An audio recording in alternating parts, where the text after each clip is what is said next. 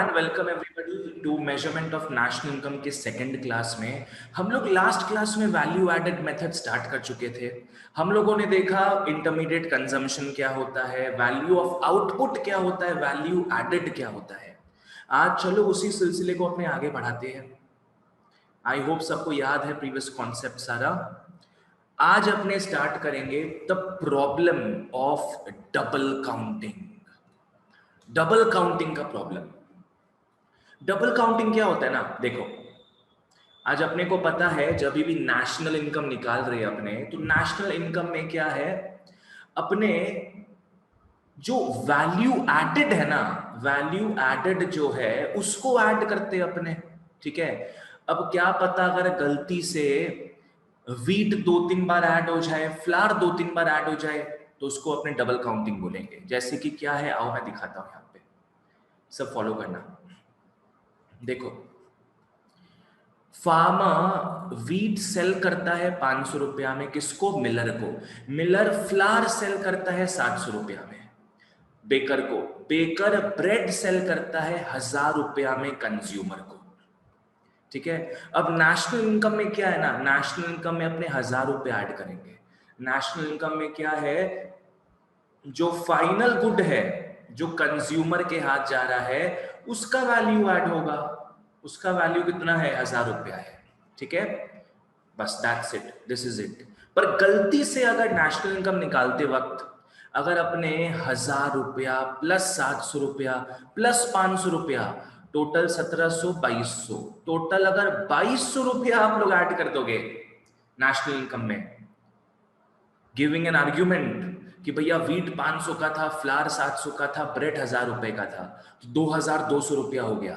ये सोच के अगर आप लोग ऐड कर दोगे तो बहुत ही बड़ा बेवकूफी होगा, क्योंकि इस वैल्यू में बच्चों पता है, मेरे को बताओ तो, इस वैल्यू में वीट का वैल्यू कितनी बार आ रहा होगा?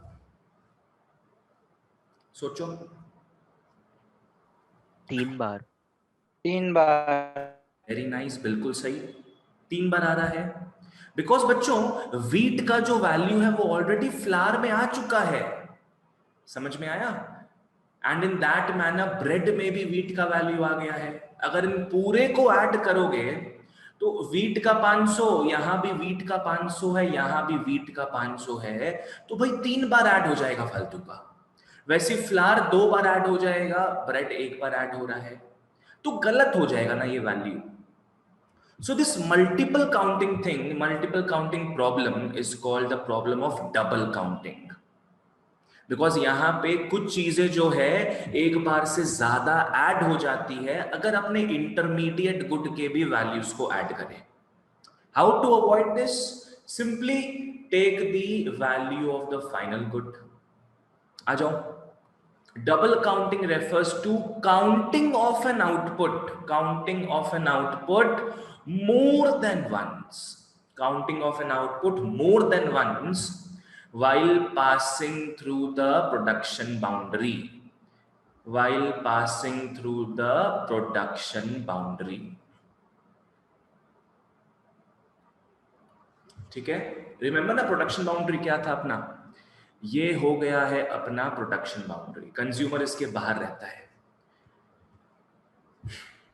तो जब प्रोडक्शन बाउंड्री के बाहर निकल जाएगा तो फाइनल गुड बन जाएगा, उसके वैल्यू को ऐड कर दो। अंदर वाले को ऐड करोगे तो it will be the error of double counting. ठीक है, आ जाओ। Double counting refers to the counting of an output. एक ही आउटपुट को 3-4 बार ऐड अपने कर रहे हैं, गलत हो जाएगा ना। ठीक है, this problem arises when the value of intermediate goods, value of intermediate goods is also included along with the value of final goods, है ना?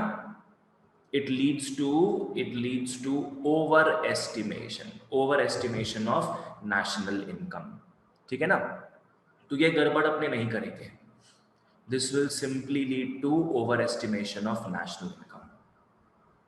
अब इसको अवॉइड कैसे किया जा सकता है? अवॉइड करने का 2 तरीका है। एक, या तो आप फाइनल गुड के वैल्यू को ऐड कर दो, इसको आप एनआई में ऐड कर दो, या तो आप क्या करोगे, वैल्यू एडेड को आप लोग ऐड कर लोगे, जो हम लोग पढ़ रहे हैं वैल्यू एडेड मेथड, क्या करोगे, वैल्यू एडेड को ऐड कर लोगे। जैसे यहां फार्मर ने 0 रुपए का 500 रुपया बना दिया, तो उसने 500 का वैल्यू ऐड किया, प्लस मिलर ने क्या किया था, 500 रुपए का वीट लिया था, उसको 700 रुपए में कन्वर्ट कर दिया, मतलब 200 रुपए का वैल्यू ऐड हो रहा है, 200 रुपए का वैल्यू ऐड जोड़ दो। प्लस मिलर ने 700 रुपए का फ्लावर बेचा बेकर को, तो बेकर ने मतलब 700 में फ्लावर खरीदा है, 1000 रुपए में बेच रहा है उसको, तो 300 रुपया वैल्यू ऐड बेकर कर रहा है, तो प्लस यहां 300 लिख लोगे। टोटल कुल मिला के कितना हो गया, ये कुल मिला के हो गया है 1000 रुपया। ये एनआई में जुड़ जाएगा, ये एनआई में जुड़ जाएगा, ठीक है। सो यहां से ये भी क्वेश्चन आता है कि what is double counting, explain in brief 2 methods to avoid double counting, ठीक है। पहला मेथड क्या हो जाएगा, फाइनल गुड मेथड, अपने से फाइनल गुड का वैल्यू को जोड़ेंगे, और दूसरा मेथड है वैल्यू एडेड मेथड, जो अपने बच्चों पढ़ ही रहे हैं अभी, जो अपने पढ़ ही रहे हैं, समझ में आया ना।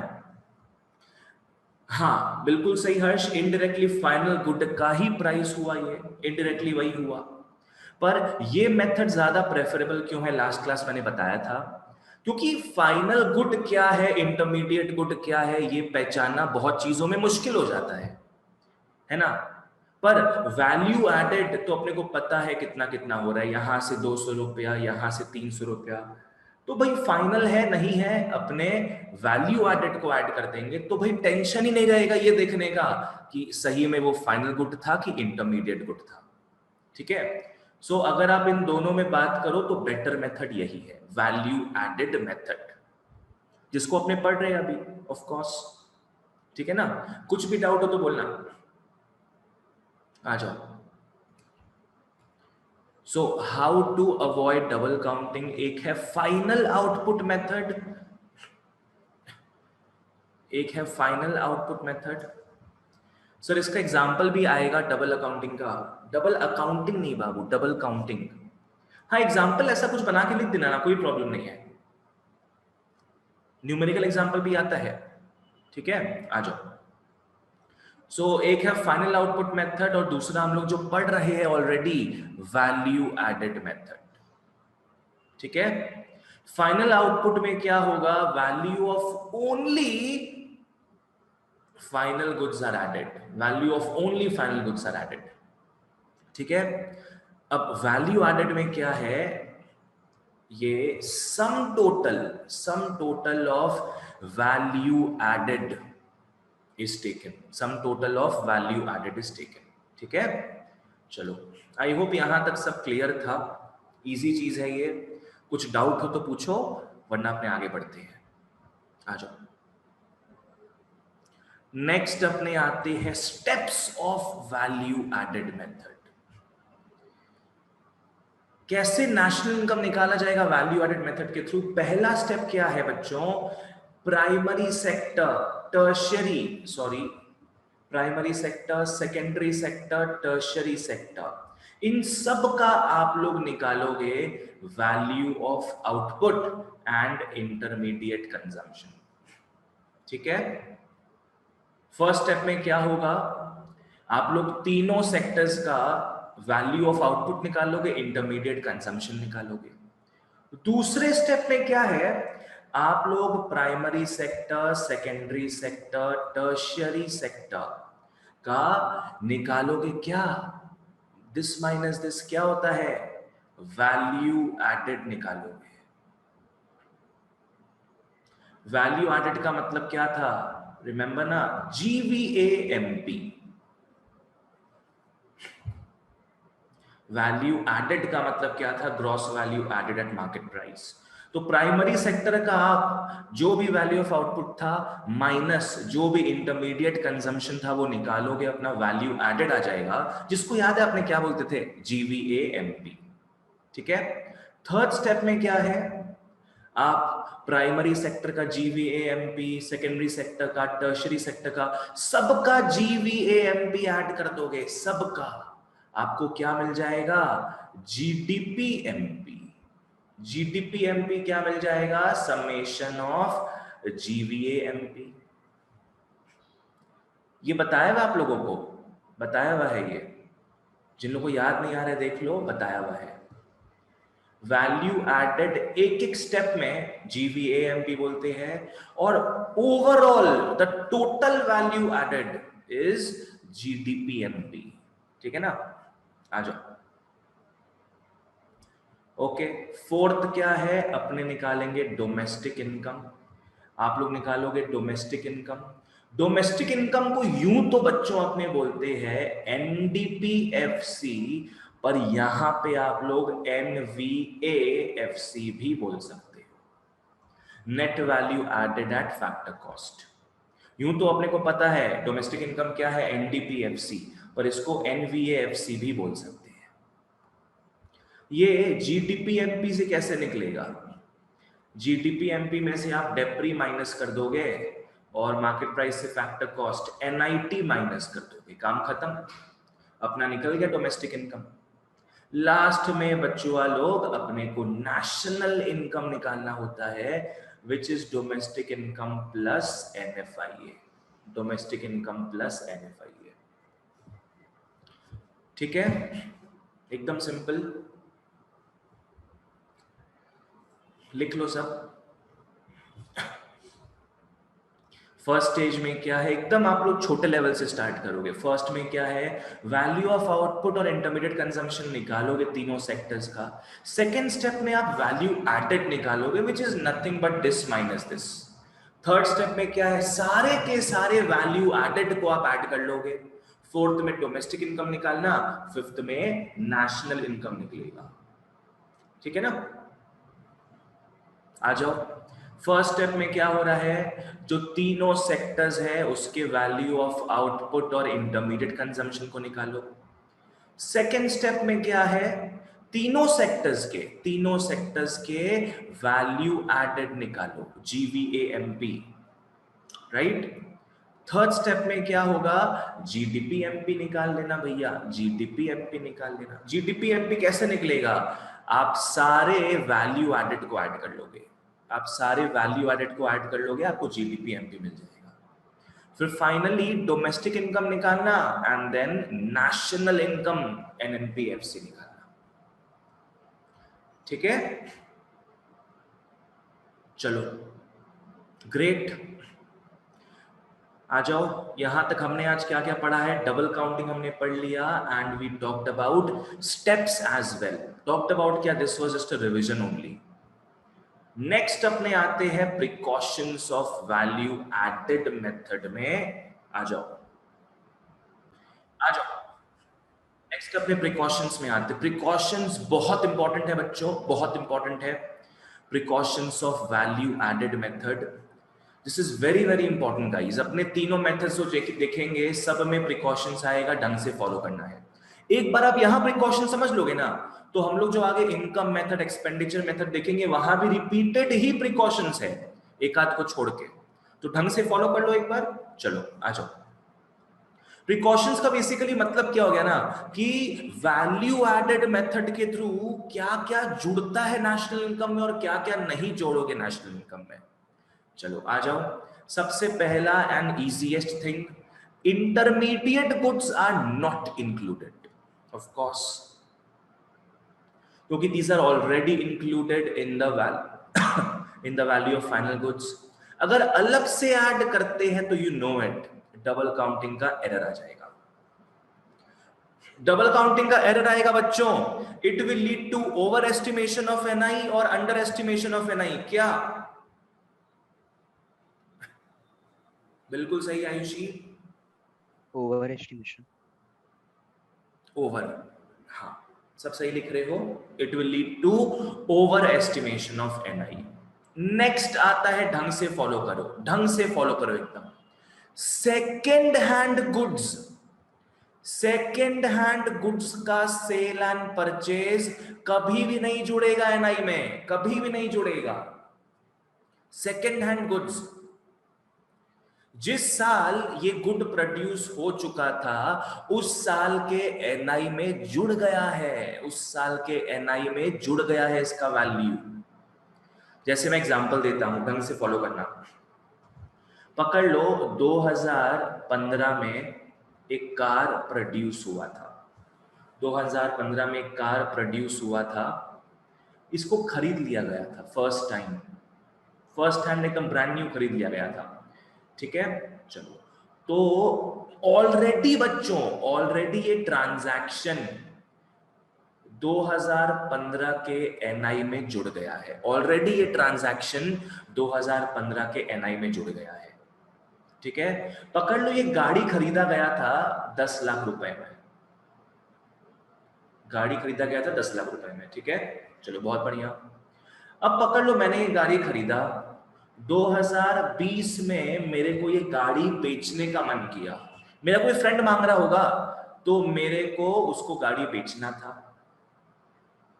पकड़ लो ये मैं कार बेच रहा हूं, अगला परचेज कर रहा है,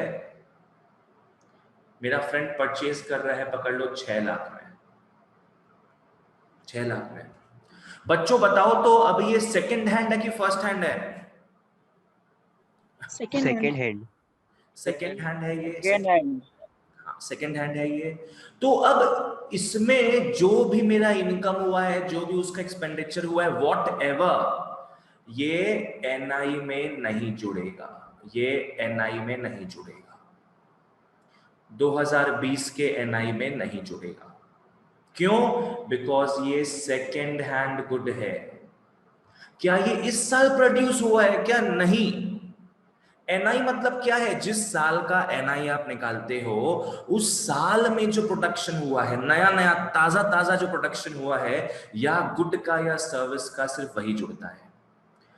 ये कार तो भैया प्रोड्यूस हुआ है 2015 में, ये उस साल के एनआई में जुड़ चुका है ऑलरेडी इसका वैल्यू, अब वापस से नहीं जोड़ेंगे अपने, ठीक है ना। तो इस चीज को समझ के चलना। ये सेम पॉइंट आप लोग बाकी दोनों मेथड्स में भी देखोगे। एनआई में याद रखो जो करंट प्रोडक्शन होता है उसका वैल्यू जुड़ता है। पर पकड़ लो बच्चों एक चीज देखो, पकड़ लो ये जो मैंने सेल किया किसी, पकड़ लो ब्रोकर के थ्रू किया मैंने, जो मैंने ये सेल किया किसी ब्रोकर के थ्रू किया, आ जाओ। तो ब्रोकर ने, जो मिडिल मैन होता है, ब्रोकर ने मेरे से 15,000 रुपया ब्रोकरेज मांगा, जिसको अपनी दलाली बोलते, दलाली। 15,000 रुपया मेरे से ब्रोकरेज मांगा। OLX लिख रहा है सुजल। ठीक है, बढ़िया। अब बात ये होता है बच्चों कि क्या ये वैल्यू जुड़ेगा एनआई में? जुड़ेगा। जुड़ेगा सर। ये वैल्यू जुड़ेगा, ये वैल्यू बच्चों एनआई में जुड़ेगा। इनकम है उससे मतलब नहीं आयुषी, आयुषी ये गलती में मत रहो। तब तो बाबू ये 6 लाख जो मैं बेच रहा हूं, 6 लाख में जो मैं बेच रहा हूं, ये भी तो मेरा इनकम हो गया है। इनकम के हिसाब से नहीं जाएंगे बच्चों, किस हिसाब से जाएंगे देखो। जो भी बंदे ने, नहीं सुजल ये वैल्यू एडेड भी नहीं है, फॉलो करो बच्चों। क्या है देखो, ये जो ब्रोकरेज है ये एक कंपनी ने प्रोवाइड किया है। बच्चों बताना तो ये कोई गुड है कि सर्विस है? सर्विस है। सर्विस है। सर्विस है, ये सर्विस है। सर्विस किस साल में हुआ है? 2020। 2020 में। 2020 में, सब सही लिख रहे हो, वेरी गुड। तो ये ब्रोकरेज जो है ये 2020 में किया गया है, राइट। तो ये करंट प्रोडक्शन ऑफ सर्विस में आ गया ना, करंट प्रोडक्शन ऑफ सर्विस में आ गया। Remember guys, production of goods and services. तो ये एक सर्विस हो गया है जो 2020 में दिया गया था, तो बस ये एनआई में जुड़ेगा, ये एनआई में जुड़ेगा, बिकॉज ये सर्विस इसी साल 2020 के साल में ही प्रोड्यूस हुआ है ना। तो ये तो जुड़ेगा उस साल के एनआई में। तो इस चीज को याद रखना बच्चों क्या है, ठीक है ना। आ जाओ, चलो, वेरी नाइस। चलो फॉलो करते हैं फिर। Sale and purchase of second hand goods are not included. क्यों नहीं इंक्लूड होता है? This is because it was originally counted in the year in which it was produced. Examples क्या हो गया? Sale and purchase of old cars, old houses. कोई matter नहीं करेगा, ये एनआई को नहीं बढ़ाएगा। बट अगर प्रॉफिट हुआ तो सेल में आयुषी प्रॉफिट का मतलब हो गया कैपिटल गेन्स, ये भी नहीं जुड़ता है। अपने इनकम मेथड में देखेंगे ये चीज, इनकम मेथड में ये आएगा प्रॉफिट वाला चक्कर, वहां देखेंगे।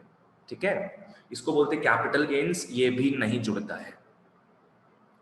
आ जाओ, क्या लिख रही हो? सेकेंड हैंड गुड्स के केस में वो नॉन ट्रेडिंग इनकम है, वो उस बिजनेस में इन्वॉल्व नहीं है, इसलिए उसका इनकम होने के बाद भी इंक्लूड नहीं होगा। पर ब्रोकरेज ब्रोकर को सर्विस प्रोवाइड करने के लिए किया प्रोवाइड होता है, इसलिए एनआई में इंक्लूड होगा। हाँ, तुम बोल सकती हो आर्या ये चीज। आ जाओ। ओके, हाउएवर कोई भी कमीशन या ब्रोकरेज है in the sale of such second hand goods will be included as these are performed in the current year. ये services जो है it is performed in the current year. एक बहुत important चीज देख लो बच्चों, बहुत इंपॉर्टेंट चीज है। 2016-17 में, इस फाइनेंशियल ईयर में गुड्स प्रोड्यूस हो रहा है, ढंग से फॉलो करना, पर सेल हो रहा है 2017-18 में। सेल हो रहा है 2017-18 में। किसके एनआई में जुड़ेगा ये पता है? ये 2016-17 के एनआई में जुड़ गया है। 2016-17 के एनआई में जुड़ गया है।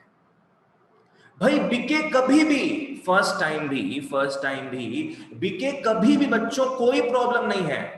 पर प्रोडक्शन कब हुआ है? प्रोडक्शन कब हुआ है बच्चों? किस साल का माल है तू? तू तो 16-17 का माल है भाई, तो तेरी तो गिनती हो चुकी है ऑलरेडी 16-17 के एनआई में। ठीक है ना? तो बहुत बच्चे गड़बड़ा जाते इसमें, मैंने इसलिए अलग से यहाँ पे लिख दिया है ये। बहुत बच्चे देख रहे यार ये पहली बार सोल्ड हुआ है 17-18 में, तो ओके 17-18 के एनआई में जुड़ेगा। पर नहीं भाई, 17-18 में तो खरीदा गया था, पर क्या 17-18 में प्रोडक्शन हुआ था क्या? इसका उत्पादन हुआ था क्या? नहीं। ठीक है ना? आ जाओ। अक्षत बोल रहा है अगर हम गाड़ी को किसी कंपनी को दे दे, वो कंपनी इसको पूरा डिस्ट्रॉय करके रॉ मटेरियल बना ले और उसे गाड़ी बना के फिर बेच दे। अक्षत भाई हेवी है तुम एकदम। हाँ वाह, सीधे बोल देता रिसाइकिल। इतना कॉमिकल सेंस में लिख के बोला है, बताओ। हो सकता है आराम से रॉ मटेरियल्स उसका मतलब देखो, वापस से वो फ्रेश प्रोडक्शन हो जाएगा, पूरा का पूरा वो क्या है, फ्रेश प्रोडक्शन हो जाएगा, तो वापस से उसका वैल्यू जो है एनआई में जुड़ जाएगा। समझ में आया? बस किसी को तो पता नहीं है ना कि इस गाड़ी का जो पार्ट है वो कहां से आया है। हाँ, पर गाड़ी पूरा नया है, गाड़ी पूरा नया फ्रेश मैन्युफैक्चरिंग यूनिट से निकला है, तो उसका भी गिनती नेशनल इनकम में होगा। ठीक है ना अक्षत? आ जाओ। हर्ष क्या पूछ रहा है? Sir in which it was produced लिखा है, तो कार डीलर ने उसको 2017 में बेचा, तो वो 2015 के एनआई में जुड़ेगा कि 2017 के एनआई में जुड़ेगा? क्या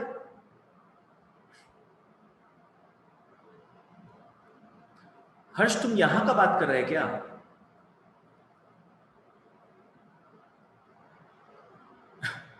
सर ये पॉइंट में लिखा है ना इन विच इट वाज प्रोड्यूस, तो वो 2015 के एनआई में जुड़ेगा कि 17 के? अगर कार डीलर के लिए 15 वो, तो है नहीं यहाँ पे, 15 कहाँ है?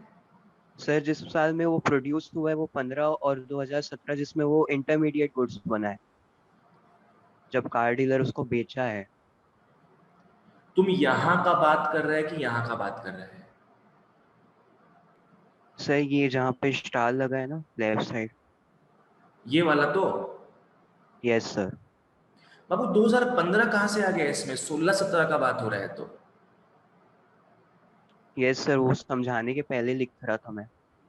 अच्छा देखो 16-17 मतलब क्या हो गया, 1 अप्रैल 16 टू 31 मार्च 17, ठीक है। इसके दौरान अगर गुड प्रोड्यूस होगा तो इसी के एनआई में जुड़ेगा। बाकी वो गुड बिक रहा है नहीं बिक रहा है, 10 साल बाद बिक रहा है, 5 साल बाद बिक रहा है, कोई प्रॉब्लम नहीं है, उसका वैल्यूएशन ऑलरेडी जुड़ चुका है 16-17 के साल में, ठीक है। अब चलो फटाफट आगे बढ़ते बच्चा लोग, आओ, इतना इसमें टाइम वेस्ट नहीं करेंगे।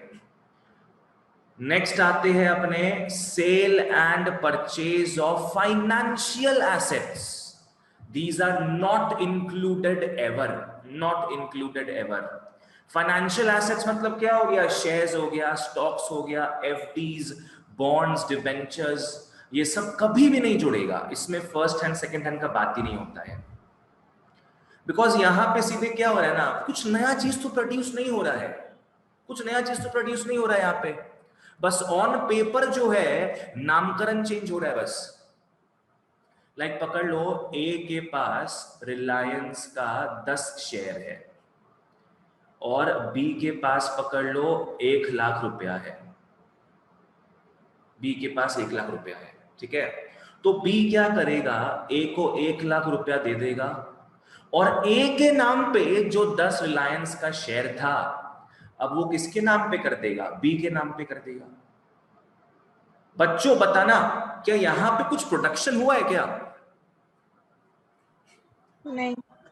नहीं नो सर। सर, कोई प्रोडक्शन नहीं हुआ यहाँ पे, बस नाम चेंज हुआ है भैया, टाइटल चेंज हुआ है और तो कुछ हुआ नहीं है। तो ये कभी भी इंक्लूड नहीं होता है, कभी भी नहीं इंक्लूड होता है, ठीक है। आ जाओ, it simply reflects transfer of an asset, not an addition to the national income। पर अगेन सेम चीज, however कोई भी कमीशन या ब्रोकरेज चार्ज हो रहा है इसमें, तो वो क्योंकि इसी साल का सर्विस हो रहा है, इट विल बी इंक्लूडेड। जैसे मैं शेयर्स खरीदता हूं बेचता हूं जीरोधा के through, Zerodha, and I was not paid to promote this, Zerodha के थ्रू मैं करता हूं शेयर्स का ट्रांजैक्शन, तो इन लोग अपना ब्रोकरेज लेते हैं मेरे से 1-2 रुपया जो भी, ठीक है। तो वो इन लोग कमा रहे हैं इस साल, क्योंकि इन लोग सर्विस दे रहे हैं इस साल ना, तो वो जुड़ेगा एनआई में, ठीक है। आ जाओ नेक्स्ट, अब अपने बात करेंगे दो सेल्फ कंजम्पशन की चीजों को लेकर, ढंग से फॉलो करना। Self consumption of services and self consumption of goods. नहीं 1-2 रुपया आ रहा है, 1-2 रुपया, एक्चुअली जीरोधा का मतलब है zero, they charge zero brokerage, पर टैक्स वैक्स मिला के 1-2 रुपया हो जाता है, ठीक है। आ जाओ, ओके। अगर हम लोग सर्विसेज को सेल्फ कंज्यूम कर रहे हैं, it is not included. Like मां की ममता, मम्मी घर पे खाना बनाती है, मम्मी अपना यूजफुल सर्विस प्रोवाइड कर रही है, रेस्टोरेंट में मम्मी खाना नहीं बेच रही, हम लोग को घर पे दे रही है, हम लोग को घर पे खिला रही है, so that is self consumption, that is self consumption. अब भाई उसका हम लोग क्या मोल रखे, उसका तो कुछ मोल रख नहीं सकते कि यार मम्मी ने जितना टेस्टी खाना बनाई, मेरे को पक्का लग रहा है 500 रुपए का वर्थ था वो, तो एनआई में क्या 500 रुपए जोड़ देंगे? नहीं ना। आज पकड़ लो मासी घर पे आके पकड़ लो 2000 रुपया लेती है, पकड़ लो हर दिन झाड़ पोंछ करती है घर पे, पकड़ लो लॉकडाउन के समय नहीं आई मासी, तो घर पे पकड़ लो मैं ही झाड़ू पोंछा मार रहा था 1-2 महीने तक, तो क्या मैं 2000-3000 रुपया जोड़ दूंगा क्या? नहीं, नहीं सर। हाँ। तो जो सर्विसेज सेल्फ कंज्यूम हो जाता है वो एनआई में नहीं जुड़ेगा, पर वो गुड्स जो सेल्फ कंज्यूम होता है, वो गुड्स जो सेल्फ कंज्यूम होता है वो जुड़ता है। फॉलो कर लो। जो गुड्स पर्सनल ड्राइंग्स करेंगे तो वो एनआई में इंक्लूड नहीं होगा। पर्सनल ड्राइंग्स मतलब क्या हो गया इसमें आ रहा?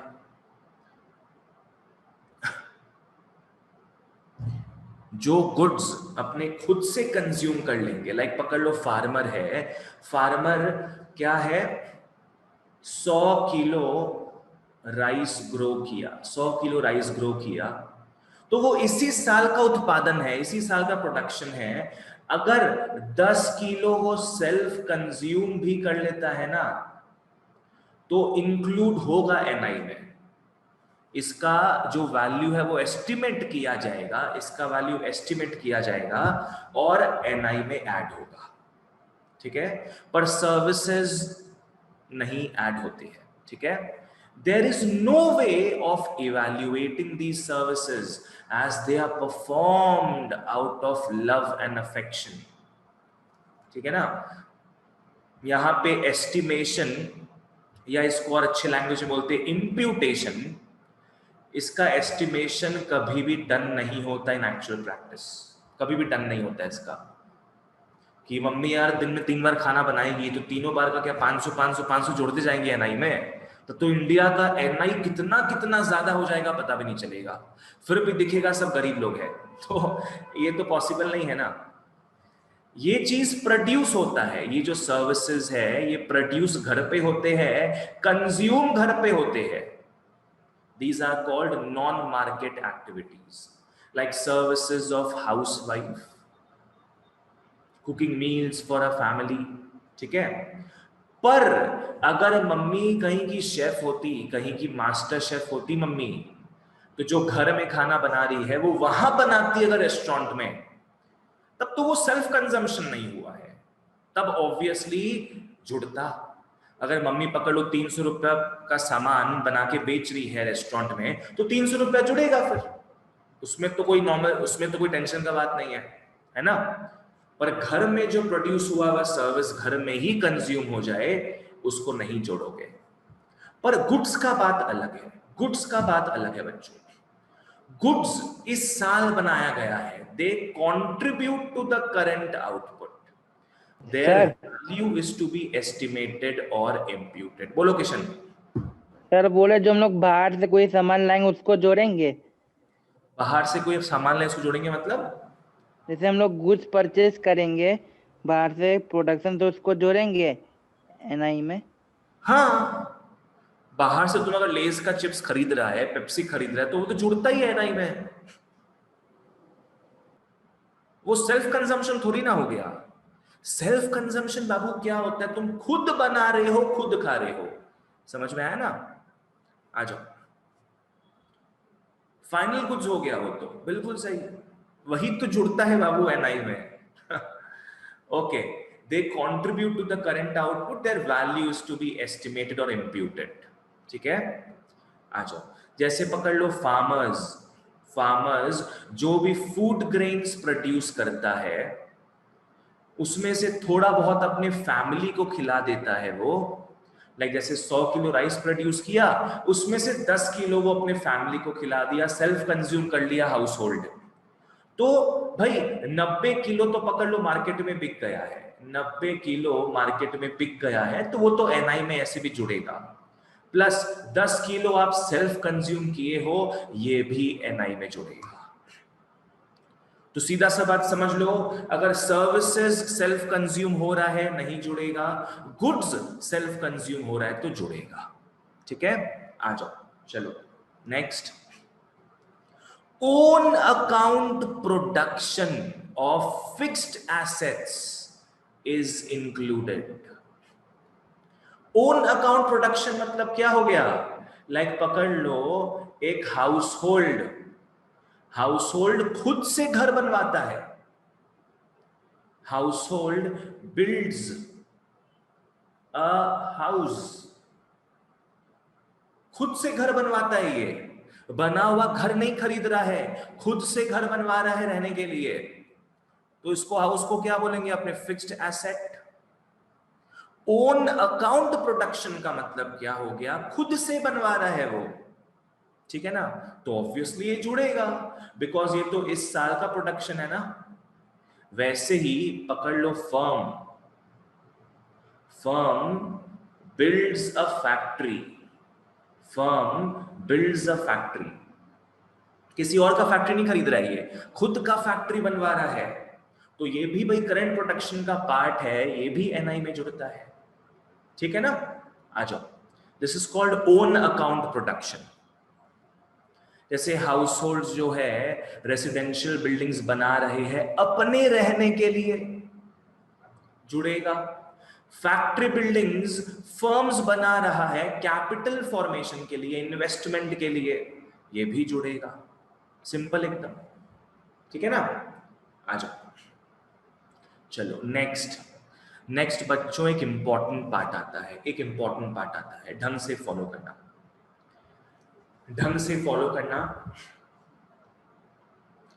ओनर ऑक्यूपाइड हाउसेस मतलब क्या है कि बंदा रेंट पे नहीं रह रहा, बंदा अपना घर खरीदा हुआ है उसमें रह रहा है, ठीक है ना। ढंग से, थोड़ा बहुत अटपटा लग सकता है शुरू में, आप लोगों को फॉलो करो। ओनर रेंटेड फ्लैट में नहीं रह रहा, अपने खुद के घर में रह रहा है वो, उसका इंप्यूटेड रेंट जुड़ता है एनआई में। इंप्यूटेड का मतलब क्या है? एस्टिमेटेड। उसका एस्टिमेटेड रेंट एनआई में जुड़ेगा, क्यों जुड़ता है, कैसे जुड़ता है, आओ देखते हैं। आ जाओ, पहला बात, एक होता है एक्चुअल रेंट, लाइक पकड़ लो कोई बंदा 10,000 रुपया दे रहा है, एक्चुअल में कहीं रेंटेड जगह में रह रहा है वो, तो एक्चुअली में रेंट पे कर रहा है, राइट। तो ये तो एनआई में जुड़ेगा, इसमें कोई टेंशन का बात नहीं है, बिकॉज वो हाउसिंग सर्विस एंजॉय कर रहा है ना। 1 महीना का रेंट भर रहा है और 1 महीना का वो हाउसिंग सर्विस जो है उसको एंजॉय कर रहा है, राइट। तो इसी साल का बात है ये, तो इसी साल में वो सर्विस को एंजॉय कर रहा है, एनआई में जुड़ेगा। अब रहा बात, जैसे मैं अपने घर पे रहता हूं, it's not a rented flat, तो आप लोग, मैं अगर पकड़ लो इको पढ़ रहा होता फर्स्ट टाइम, ये पॉइंट पढ़ रहा होता, ठीक है, मैं भी सोच जाके पढ़ जाता कि अरे यार हम लोग का तो खुद का घर है ये, हम लोग तो कुछ रेंट वेंट नहीं भरते, तो भाई क्या रेंट जुड़ता है फिर, एस्टिमेट कैसे होता है ये, क्यों जुड़ता है, फर्स्ट ऑफ ऑल आओ देखते हैं। बच्चों मेरे को बताओ, मैं अपने घर पे रह रहा हूं, खुद का घर है, नॉट रेंटेड, क्या मैं हाउसिंग सर्विस एंजॉय कर रहा हूं कि नहीं? यस और नो? Yes sir. यस, मैं अपने घर पे रह रहा हूं, मैं हाउसिंग सर्विस एंजॉय कर रहा हूं, ठीक है। और ये सर्विस, गुड्स एंड सर्विस में सर्विस जो आता है ना, ये सर्विस इसी साल का बात अपने कर रहे हैं ना, इसमें इसी साल का बात कर रहे हैं, बराबर। तो क्योंकि मैं सर्विस एंजॉय कर रहा हूं, क्योंकि मैं हाउसिंग सर्विस एंजॉय कर रहा हूं, इसीलिए नेशनल इनकम जो स्टैटिस्टिशियंस होते हैं, उन लोग इंप्यूटेड रेंट, उस सर्विस का जो हम एंजॉय कर रहे हैं उसका एक एस्टिमेटेड रेंट जोड़ देते हैं, ठीक है ना। जैसे पकड़ लो, अगर अपना एक 1500 स्क्वायर फीट का घर है, 1500 स्क्वायर फीट का घर है, आजू बाजू में सेम लोकेलिटी में पकड़ लो, आजू बाजू में इसका 20,000 रुपया रेंट है, ठीक है। पकड़ लो मेरे ही गली में कोई और फ्लैट है जो 1500 स्क्वायर फीट का है, वो बंदा 20,000 रुपया एक्चुअल में रेंट पे करता है, ठीक है। तो ये जो है ना हमारा ये नेशनल इनकम के स्टैटिस्टिशियंस है, जिन लोग नेशनल इनकम को कैलकुलेट करते हर साल, उन लोग क्या करेंगे ना, मेरा जो 1500 स्क्वायर फीट का घर है उसका भी उन लोग इंप्यूटेड रेंट, एस्टिमेटेड रेंट क्या मानेंगे? 20,000 मानेंगे, ठीक है। बिकॉज उन लोगों को पता है इस एरिया में 1500 स्क्वायर फीट का जो रेंट है वो 20,000 के आसपास है, तो रफली उन लोग क्या है 20,000 का एस्टिमेटेड रेंट मान लेंगे, इंप्यूटेड रेंट मान लेंगे मेरी तरफ से, और उसको एनआई में जोड़ देंगे, भैया वो तो जब प्रॉपर्टी खरीदा तभी जुड़ गया ना बाबू। देखो जब प्रॉपर्टी खरीदोगे तो तुम उस समय, ढंग से फॉलो करो अक्षत, गुड एंड सर्विस का डिफरेंस है। तुम जब प्रॉपर्टी खरीद रहे हो, मेरे को बताओ अक्षत, तुम्हें गुड खरीद रहे हो कि सर्विस खरीद रहे हो? गुड खरीद रहे हो, वेरी गुड। तो वो गुड तुमने खरीदा, काम खत्म, जुड़ गया वो। अब तुम उसमें नहीं रहोगे, अलग बात है, रहोगे अगर तो हाउसिंग सर्विस तुमको मिल रहा है ना, हाउसिंग सर्विस तुमको मिल रहा है ना, समझ गया ना अक्षत? ठीक है, हाउसिंग सर्विस तो तुम एंजॉय कर रहा है, तो तुम्हारा इंप्यूटेड रेंट जुड़ जाएगा एनआई में। हर्ष बोल रहा है मतलब सर मैं खुद को रेंट दे रहा हूं। Okay, this concept sound silly but actually यहां सर्विस का बात हो रहा है ना, और सर्विस अपने इसी साल एंजॉय कर रही है, तो by the definition of NI इस साल करंट ईयर में जो भी गुड्स, जो भी सर्विसेज प्रोड्यूस हो रहा है, सबका गिनती होता है। तो क्या भैया हम लोगों के घर का भी जुड़ता है हर ईयर? हाँ जुड़ता है बाबू, ये एस्टिमेटेड चीज है, ये अपने को पता नहीं चलेगा, ये एस्टिमेटेड चीज है। ये क्या है, नेशनल इनकम वाले म्युनिसिपैलिटी से ही मांग लेते सब चीज। म्युनिसिपैलिटी के पास रहता है ना कि इस एरिया में इतने सारे फ्लैट्स है, ये इतना स्क्वायर फीट का है, वो इतना स्क्वायर फीट का है, उस हिसाब से एनआई वाले जोड़ देते हैं। ठीक है, आ जाओ। बट ये सब मेजर कैसे करेंगे, ये एक्चुअल में तो दे नहीं रहे हैं, ऐसे ही अजम्पशन से कैसे ऐड हो सकता है, एंड डिफरेंट काइंड के हाउसेस में रेंट डिफरेंट रेंट रखता, फिर एस्टिमेटेड कैसे हुआ? वही है बाबू आयुषी, एस्टिमेटेड लेते हैं, बात है ना, देखो लिखा हुआ है तो एस्टिमेटेड, कहां estimated, the value is estimated according to rent of similar accommodation. ये पूरा एस्टिमेटेड बात है बाबू, ठीक है? नहीं अक्षत, उसका नहीं जुड़ेगा, उसका नहीं जुड़ेगा। तो ये पूरा एस्टिमेटेड चीज होता है, इसको एस्टिमेशन के हिसाब से ही जोड़ते हैं। Without any transaction NI increase हो रहा है, without any transaction NI increase हो रहा है। देखो तुम लोग को एक और तरीके से बताते हैं इसको। देखो तुम लोग को, मेरे को समझ में आ गया है कि कॉन्सेप्ट समझ में आ गया है, पर बहुत फुलिश कॉन्सेप्ट लग रहा है, राइट? मेरे को भी फर्स्ट टाइम फुलिश कॉन्सेप्ट लगा था ये चीज। आ जाओ। तो imputed rent of owner occupied houses should be included. People who live in their own houses do not pay any rent, do not pay any rent, but they are enjoying housing services similar to the people staying in rented houses. तो इस rent को अपने जोड़ते हैं, इस rent को अपने जोड़ते हैं। फिर तो काज का भी जोड़ना चाहिए। अच्छा हाँ ठीक है, नहीं आर्या तब इंक्लूड नहीं होगा, तब इंक्लूड नहीं होगा। जब घुसोगे हाउसिंग सर्विस एंजॉय करोगे तब इंक्लूड होता है। बट भैया ये सब का क्या मतलब होगा, फालतू ही है ना।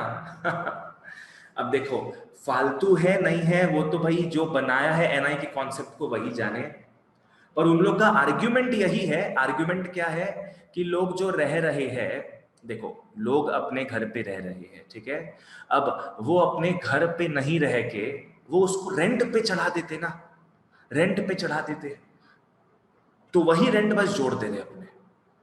Sounds foolish but that is how it is done. आ जाओ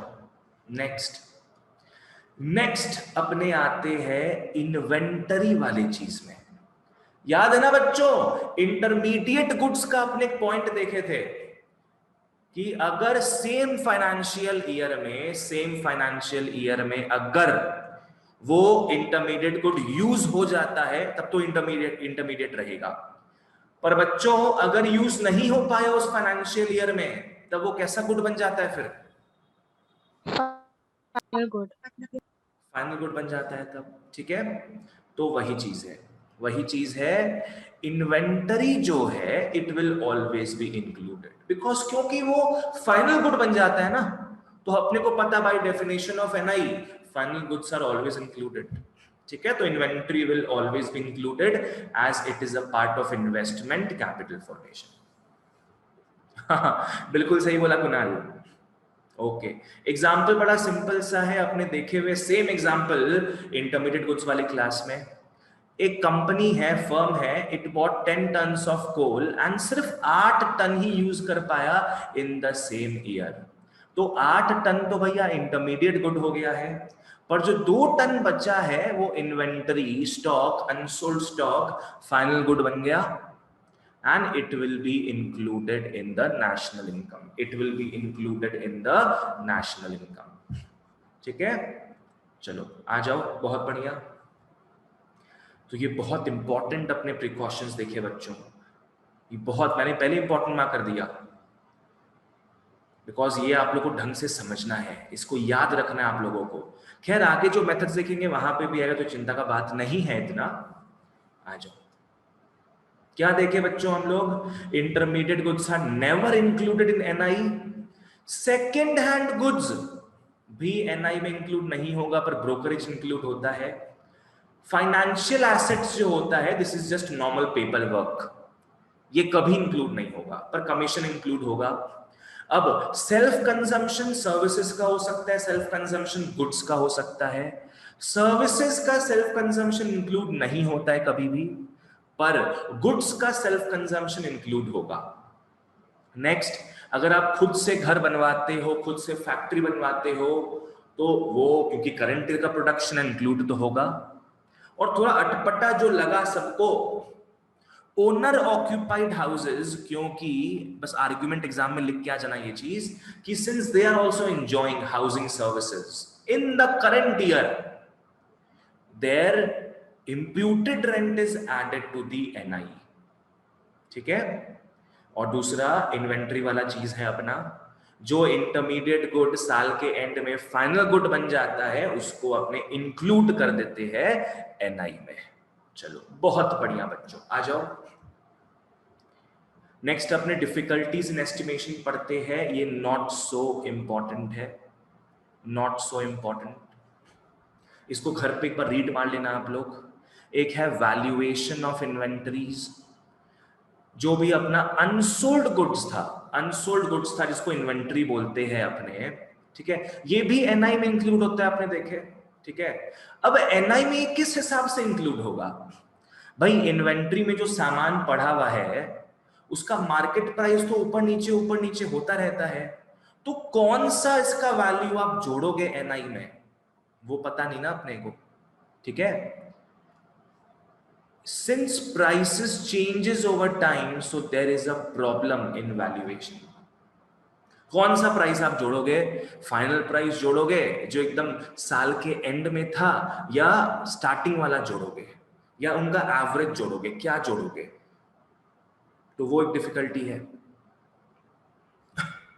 प्रोडक्शन वाला ही जोड़ेंगे ना, मतलब प्रोडक्शन वाला ही जोड़ेंगे मतलब क्या होता है यूशी, what do you mean by this, production वाला ही जोड़ेंगे। एक होता है फैक्टर कॉस्ट, और दूसरा होता है कि inventory is raw material. Raw material तो बाबू प्रोड्यूस्ड हुआ ही नहीं है ना समझ रही हो, रॉ मटेरियल तो प्रोड्यूस्ड हुआ ही नहीं अभी तक। हाँ, अब देखो आर्या तुम बोल रहे हैं मार्केट वैल्यू जोड़ना चाहिए, अब ऐसे कोई और आर्ग्यू कर सकता है कि जिस प्राइस में वो खरीदा था रॉ मटेरियल उसमें जोड़ना चाहिए, भले ही वो पकड़ लो 20 रुपया में खरीदा हो और अभी वो 30 रुपए का रॉ मटेरियल हो गया हो, तो क्या जोड़ेंगे अपने, 20 रुपया कि 30 रुपया, क्या, तो ये भी एक तो टेंशन का बात है ना। That is why it is called difficulty in estimation. आधा आदमी कुछ बोलेगा, आधा आदमी कुछ बोलेगा, समझ में आया ना। नेक्स्ट आता है डेप्रिसिएशन कैसे एस्टिमेट किया जाए, गुड्स में जो डेप्रिसिएशन लग रहे हैं वो एस्टिमेट कैसे करेंगे, हिस्टोरिकल कॉस्ट बेसिस में कि रिप्लेसमेंट कॉस्ट बेसिस में। हिस्टोरिकल मतलब, हिस्टोरिकल कॉस्ट मतलब क्या हो गया, जिस कॉस्ट में आपने खरीदा था वो गुड, और रिप्लेसमेंट कॉस्ट क्या हो गया, फ्यूचर वाला। हिस्टोरिकल कॉस्ट क्या हो गया, पास्ट वाला। किस हिसाब से डेप्रिसिएशन लगेगा, रिप्लेसमेंट कॉस्ट बेसिस मतलब क्या हो गया कि फ्यूचर में यही सामान, यही सेम गुड अगर हमें खरीदना है तो उसका दाम कितना पड़ेगा, उस हिसाब से जोड़ना है, कि जिस दाम पे खरीदे थे अपने उस हिसाब से जोड़ना है अपने को। अगेन ओपन टू डिबेट्स, ठीक है, ये सब बस पॉइंट्स अपने को एग्जाम के पहले देख लेना है, बाकी इतना इंपॉर्टेंट नहीं है ये चीज, ठीक है ना। नेक्स्ट आता है, ये तो आप लोग को पता ही है, फाइनल एंड इंटरमीडिएट गुड्स के क्लासिफिकेशन में बहुत प्रॉब्लम होता है। जो नेशनल इनकम के अकाउंटेंट्स होते हैं ना, जो स्टैटिशियंस होते हैं, जिन लोग कैलकुलेट करते हैं NI, they are not very clear about certain products, कि कुछ कुछ प्रोडक्ट्स फाइनल गुड्स है कि इंटरमीडिएट गुड्स है, ठीक है। नेक्स्ट आता है lack of adequate and reliable data. अपने को तो पता ही है, आज पकड़ लो फार्मर्स हो गया, ठीक है, फार्मर्स 100 किलो राइस एक्चुअल में प्रोड्यूस किया और 10 किलो उसमें से उसके फैमिली ने सेल्फ कंज्यूम कर लिया, ठीक है। अब पकड़ लो भाई, ये सब तो बिल के हिसाब से नहीं होता ना, ये सब तो सब कैश में करता है फार्मर्स लोग, बिल के हिसाब से तो करता नहीं है। अब बिल के हिसाब से नहीं करेगा तो कुछ प्रूफ नहीं रहेगा। फार्मर बोल देगा मैंने तो 100 किलो राइस नहीं प्रोड्यूस किया, मैंने 70 किलो राइस ही प्रोड्यूस किया है, तो यही बात मानना पड़ेगा सबको, है कि नहीं, समझ में आया ना। तो इसीलिए जो अंडर डेवलप्ड कंट्रीज होते हैं ना, जहां बिल का बड़ा चक्कर होता है, बिल लोग लेना चाहते नहीं है, टैक्स ज्यादा लग जाएगा इस हिसाब से, और बिल ही एक प्रूफ होता है कि हाँ ये ट्रांजैक्शन हुआ है। तो कितना सारा ट्रांजैक्शंस बच्चों अनरिपोर्टेड रहता है, जिस कारण एनआई एक्चुअल नहीं आ पाता। तो there is a serious lack of adequate and reliable data in the under developed countries, in the under developed countries. हाँ, इंडिया भी आता है इसमें हर्ष, ये भी कोई बोलने का बात है, सबसे पहले आता है हमारा वतन।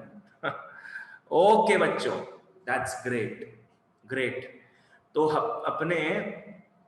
अपने अभी तक पढ़ चुके हैं value added method.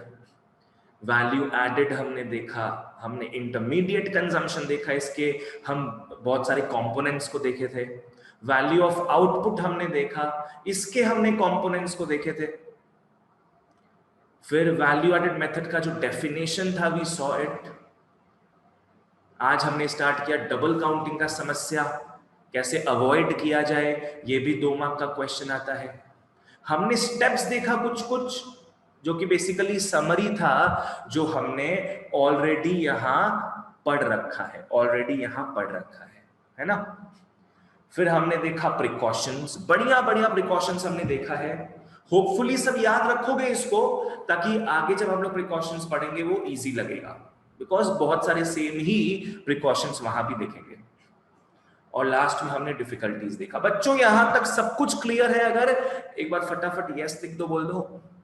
Yes sir. Yes sir. हाँ भैया। हाँ भैया।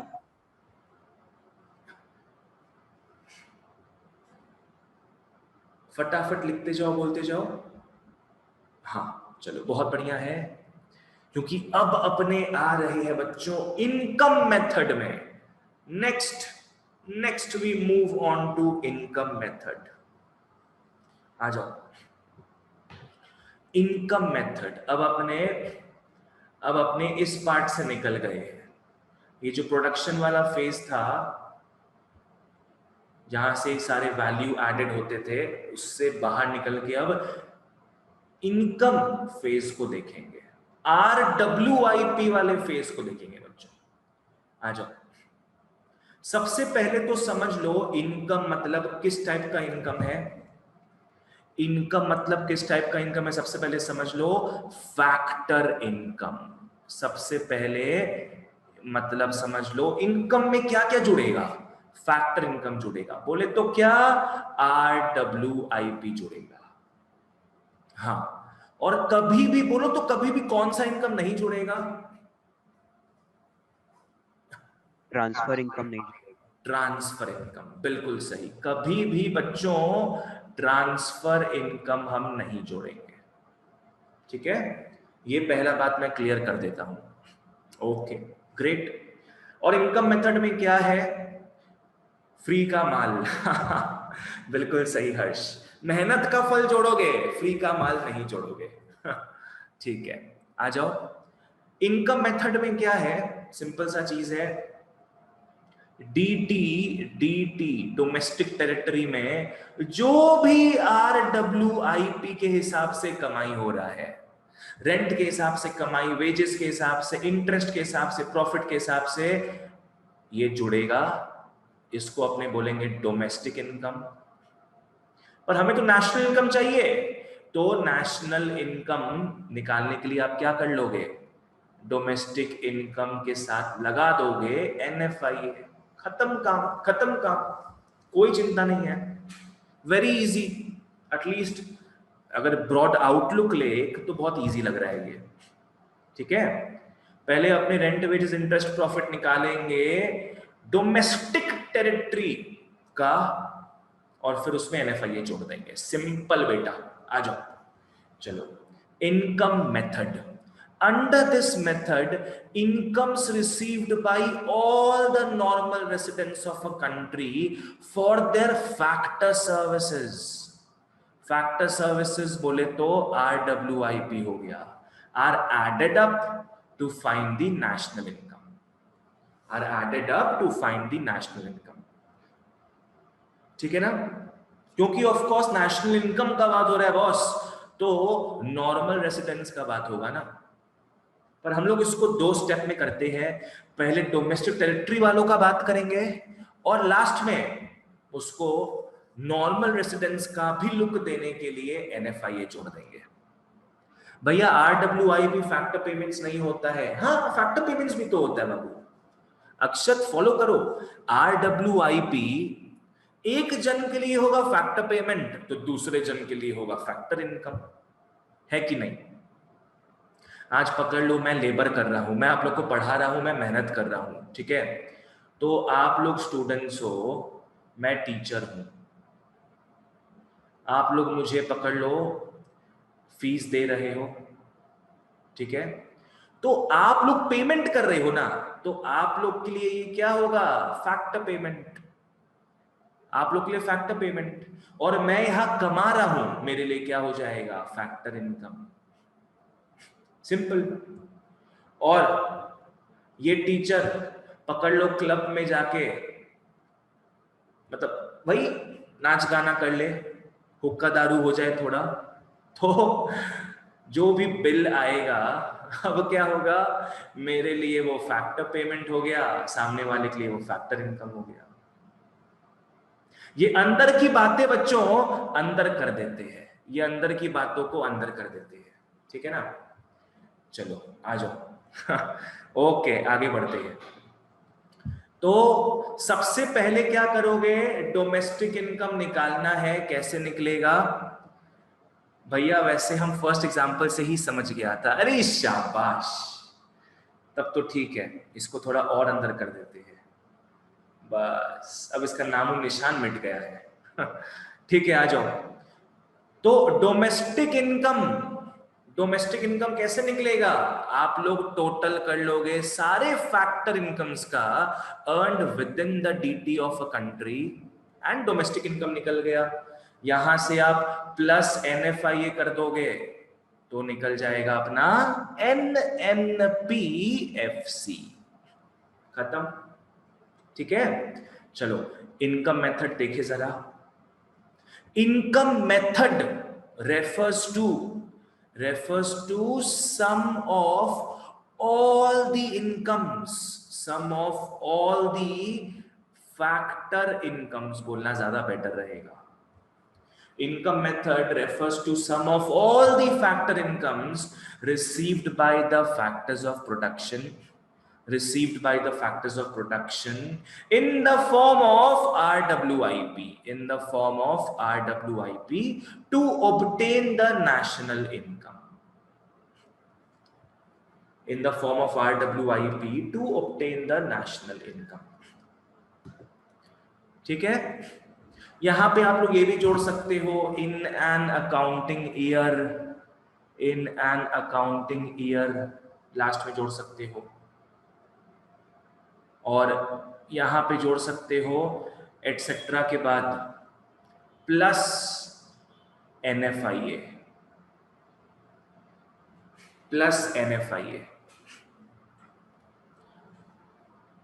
नॉर्मल इनकम लाइक बस फेयर एटसेट्रा ऐड नहीं होगा ना? क्यों ऐड नहीं होगा? ये मेहनत का फल है भाई, सब ऐड होगा, है ना आयुषी? मेहनत का फल है, सब ऐड होगा। आ जाओ। पर ये भी प्रिकॉशन में देखेंगे अपने, बस फेयर ये सब में क्या है, no proper bill is given, है ना? तो बट ये तो प्रोडक्शन में ही हुआ ना, प्रोडक्शन ही तो हुआ है बाबू। तुमको वो बस सर्विस दे रहा है, तुमको वो बस का सर्विस दे रहा है अपना।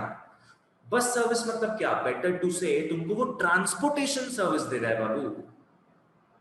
तो वो तो भाई प्रोडक्शन ऑफ सर्विस हुआ, तो ठीक है ना? उस हिसाब से तुम लोग मेरे को हर महीना जो पढ़ाने का भाड़ा देते हो पढ़ाने का जो भाड़ा देते हो मेरे को, वो भी जुड़ेगा नहीं क्या? सब जुड़ेगा। आ जाओ।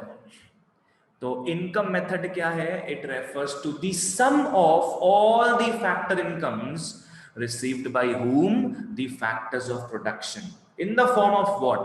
RWIP plus NFIA to obtain the national income in an accounting year. ठीक है? So far so good, simple है एकदम। चलो बढ़िया, आ जाओ।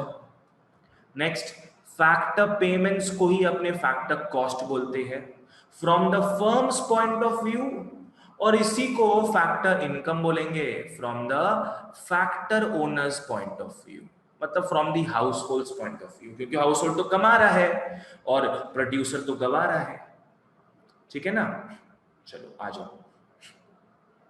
ग्रेट। नेक्स्ट अपने सबसे इंपॉर्टेंट पार्ट में आते हैं इनकम मेथड के। जितना इंपॉर्टेंट हम लोग देखे थे ना वैल्यू एडेड मेथड में, value of output, intermediate consumption और वैल्यू एडेड जितना इंपॉर्टेंट था, अब उतना इंपॉर्टेंट अपने कंपोनेंट्स में आते हैं, कंपोनेंट्स ऑफ फैक्टर इनकम। आ जाओ। क्या क्या कंपोनेंट्स है देखो, आ जाओ। फैक्टर इनकम, चलो बनाते हैं इसको। फैक्टर इनकम बेसिकली मतलब क्या हो गया बच्चों? RWIP हो गया ना। Factor income is RWIP। ठीक है? अब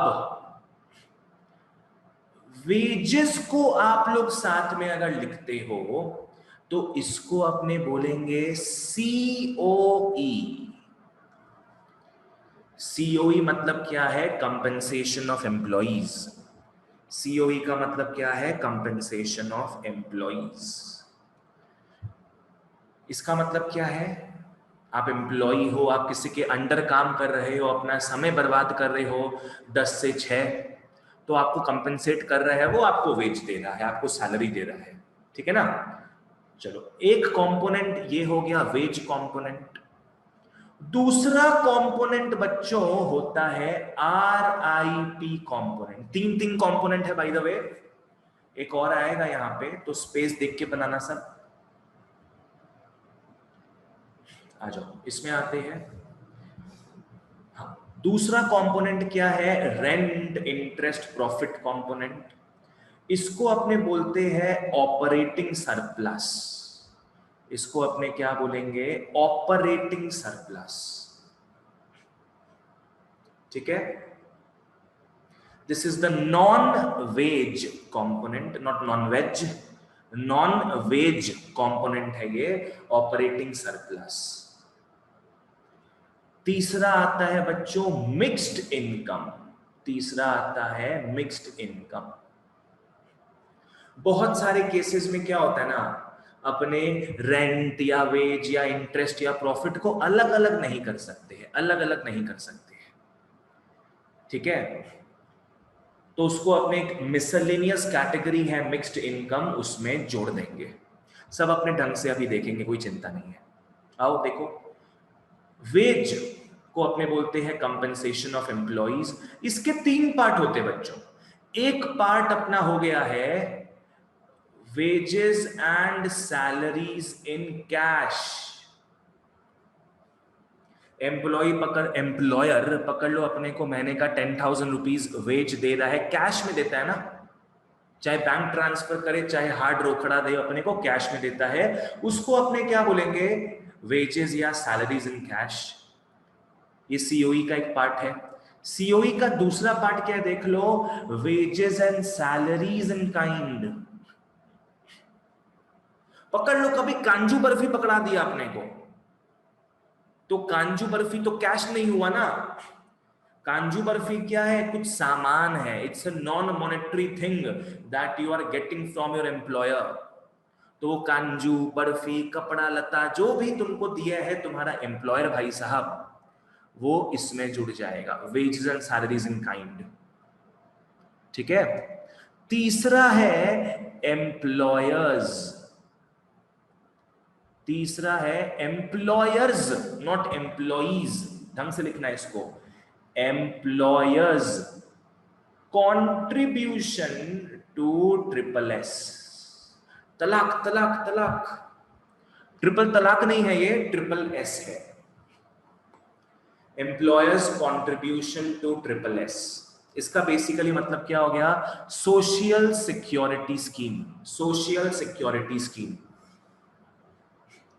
एम्प्लॉयर पकड़ लो, प्रोविडेंट फंड भर रहा है आपका, रिटायरमेंट फंड भर रहा है आपका, एम्प्लॉयर थोड़ा एक्स्ट्रा कंट्रीब्यूशन दे रहा है आपके सुनहरे भविष्य के लिए, कि आप सोशली, सोशल सिक्योरिटी स्कीम, आप सोशली बाद में ठीक रहो। इसको अपने क्या बोलेंगे, employers contribution to triple S. ठीक है। ये तीनों बच्चों compensation of employees, that is जो अपने कॉमनली जानते हैं वेजेस, उसका पार्ट है। ठीक है ना। आ जाओ, नेक्स्ट आता है ऑपरेटिंग सरप्लस। ऑपरेटिंग सरप्लस में क्या है, आएगा रेंट एंड रॉयल्टी, इंश्योरेंस भी आएगा। हाँ आयुषी, सीओई में इंश्योरेंस भी आ सकता है, कोई प्रॉब्लम नहीं है। एम्प्लॉयर इंश्योरेंस भर रहा है तुम्हारे नाम पे, मेडिकल हो चाहे लाइफ हो, वो सब आएगा, तुम्हारे भविष्य के लिए कर रहा है ना वो। आ जाओ, ऑपरेटिंग सरप्लस में आते हैं rent and royalty. Rent and royalty क्या है, सब जानेंगे अपने। नेक्स्ट आता है इंटरेस्ट, जो इंटरेस्ट कमा रहे हो अपना पैसा किसी को लोन पे देकर। और लास्ट आता है प्रॉफिट। ये तीनों चीज जो है ये जुड़ता है ऑपरेटिंग सरप्लस में। प्रॉफिट का अपने को 3 कंपोनेंट शायद पता होगा। प्रॉफिट का एक कंपोनेंट क्या है, कॉर्पोरेट टैक्स। प्रॉफिट का दूसरा कंपोनेंट क्या है, D stands for what guys? हाँ बिल्कुल सही, डिविडेंड। और तीसरा क्या हो जाएगा, रिटेन्ड अर्निंग्स। नहीं पता तो कोई बात नहीं, अपने आराम से देखेंगे, इसमें कोई चिंता नहीं है। आ जाओ, ठीक है ना। नेक्स्ट मिक्स्ड इनकम आता है। मिक्स्ड इनकम क्या है, assortment of all the flavours. It's and बोल सकते हो असॉर्टमेंट है ये, कांजू बर्फी किशमिश आलमंड नट्स सब चीज मिला के मिक्स्ड इनकम जुड़ता है। आ जाओ, ठीक है, चलो फॉलो करो सब, फॉलो करो सब। Components of factor income, revise guys. Factor income NDPFC, domestic income हो गया ना ये। इसके क्या क्या कंपोनेंट्स है, एक है COE, that is the wages वाला पार्ट। एक है operating surplus, that is the RIP, Om Shanti, that is the rent interest profit वाला पार्ट। और लास्ट में जो मिसलेनियस पार्ट है, मिक्स्ड इनकम पार्ट आ जाता है। ठीक है। सीओई में क्या है, wages and salaries in cash. दूसरा wages and salaries in kind. तीसरा है एम्प्लॉयर्स, बहुत इंपॉर्टेंट, एम्प्लॉइज नहीं, एम्प्लॉयर्स कंट्रीब्यूशन, जो एक्स्ट्रा वो कंट्रीब्यूट करता है आपके सुनहरे भविष्य के लिए, social security schemes, triple S. Operating surplus में क्या क्या आएगा, income from property, rent and royalty, interest हो गया। नेक्स्ट आता है income from entrepreneurship, profit. Profit का 3 भाग है, एक कॉर्पोरेट टैक्स जो गवर्नमेंट के पास जाता है, एक डिविडेंड जो शेयर होल्डर्स के पास जाता है, ओनर्स के पास जाता है, एक रिटेन्ड अर्निंग्स जो फर्म अपने पास रखता है अपने सुनहरे भविष्य के लिए। ठीक है ना? क्या पता कोई मशीन को 2 साल बाद रिप्लेस करना हो, उसको याद है रिप्लेसमेंट फंड, सिंकिंग फंड, या तो कहीं कुछ एक्सपैंड करना हो, उसके लिए रुपए जमा कर रहा है वो, व्हाटएवर। ठीक है, चलो आ जाओ। ग्रेट, हम लोग अब कुछ कुछ आज पूरा तो नहीं देखेंगे, कुछ कुछ अपने आज कंपोनेंट्स देखते हैं। बच्चों पहला बात, यहां तक सारे कंपोनेंट्स अगर समझ में आ गए हैं, एक बार यस लिख दो फटाफट या बोल दो। यस Yes, भैया। हाँ भैया। यहां तक सारे कंपोनेंट्स अगर क्लियर है कि हम लोग क्या क्या कंपोनेंट्स देखने वाले हैं, फैक्टर इनकम वाले केस में अंगूठा दिखा दो, यस लिख दो, बोल दो, बस। बहुत बढ़िया, ठीक है, आ जाओ। सबसे पहले बात करेंगे अपने compensation of employees. Compensation of employees, COE, refers to payments made by the employer, refers to payments made by the employer to their employees for rendering services। भाई एम्प्लॉय क्या करेगा? सर्विस देगा ना अपना। एम्प्लॉय तो अपना फैक्टर सर्विस दे सकता है, अपना वो लेबर देगा, अपना मेहनत देगा वो। It includes what? It includes what? All the benefits. It includes all the benefits. चाहे डायरेक्ट मिले बैंक अकाउंट में, चाहे मुंह में लड्डू घुसा दे तुम्हारा बॉस, इनडायरेक्टली मिले, whatever, जो भी डायरेक्ट इनडायरेक्ट फायदा मिलता है आपको आपके बॉस से, उसको COE में जोड़ेंगे अपने, उसको अपने COE में जोड़ेंगे। इट हैज 3 एलिमेंट्स, देख चुके अपने सारे। मॉनेटरी एस्पेक्ट जो है सारा, वो पहले कंपोनेंट में आता है, wages and salaries in cash. और जो नॉन मॉनेटरी एस्पेक्ट है, जो अपने को इन काइंड मिलता है, इन काइंड। पकड़ लो, बॉस आज खुश हुआ तो तुमको 10 लीटर पेट्रोल गिफ्ट कर दिया, 10 लीटर पेट्रोल गिफ्ट कर दिया, तो वो चीज क्या है? नॉन मॉनेटरी हो गया, it is in kind. Wages and salaries in kind. Next आता है employers contribution to SSS, SSS, SSS। आ जाओ देखते हैं। So wages and salaries in cash includes all the monetary benefits। जैसे क्या हो गया?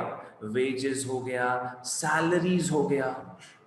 भैया एम्प्लॉयर के पास गाड़ी नहीं होगा, पेट्रोल का क्या करेगा? बाबू पेट्रोल से वो आग लगा देगा, पेट्रोल से वो आग लगा देगा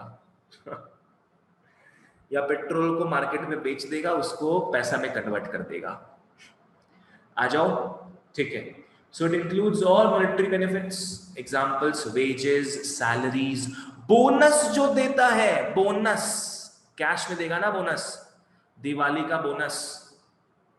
डियरनेस अलायंस, डियरनेस अलायंस क्या है? During inflation, during months of inflation. Dearness alliance क्या है बच्चों? ये थोड़ा एक्स्ट्रा रुपया है जो गवर्नमेंट देता है अपने एम्प्लॉइज को। गवर्नमेंट, प्राइवेट फर्म्स नहीं देंगे, पब्लिक फर्म्स देते हैं, गवर्नमेंट देता है। तभी तो बोलते ना कि गवर्नमेंट के यहाँ जॉब करो, बढ़िया रहता है।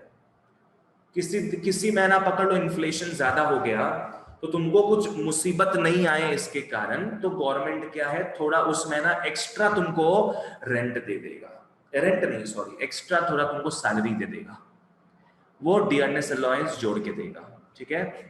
नेक्स्ट क्या होता है? कमीशन। अगर आप पकड़ लो कहीं के सेल्स रिप्रेजेंटेटिव हो, आपका काम है सामान बिकवाना, तो आपको क्या है, फर्म जो भी सामान आप बिकवाए हो उसका 2-5% दे रहा है, 1% दे रहा है फॉर एवरी ट्रांजैक्शन। वो भी तो कैश है ना आपका, कमीशन हो गया। हाँ ओके ओके ठीक है। नेक्स्ट आता है house rent alliance. House rent alliance भी होता है, कि आप पकड़ लो, आप कलकत्ते में रहते हो, आप जाके दिल्ली में जॉब कर रहे हो, दिल्ली में जॉब कर रहे हो, कलकत्ते में रहने वाला इंसान, तो वो दिल्ली में जो आपका एम्प्लॉयर है वो देखेगा कि आप रेंट में रह रहे हो, तो वो बोलेगा चल 10,000 रुपीज मेरी तरफ से तुझे दे दिया जाएगा, बाकी तेरा कम बेसी जो लगे देख ले, 10,000 रुपीज मैं तुझे एक्स्ट्रा दूंगा, हाउस रेंट अलाउंस बोल के, ठीक है ना। चलो आ जाओ, ये सारी कैश वाली बातें हैं बच्चों, बड़ा पाव खाते हैं बच्चों, आ जाओ। एक इंपॉर्टेंट पॉइंट देख लो, बात ये है कि सारा पैसा जो देता है फर्म हमको, क्या सारे पैसे wages and salaries in cash में आएंगे क्या?